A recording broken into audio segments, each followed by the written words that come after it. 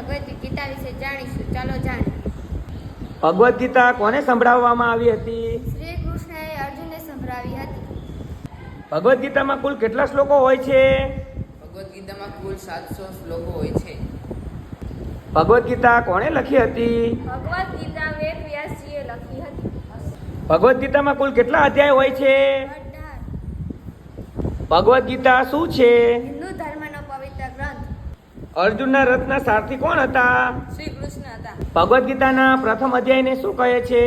વિષાદ યોગ્ય. ભગવદ્ ગીતા કઈ ભાષામાં લખાયેલ છે? સંસ્કૃત. ભગવદ્ ગીતાના મુખ્ય વિષય કયા છે?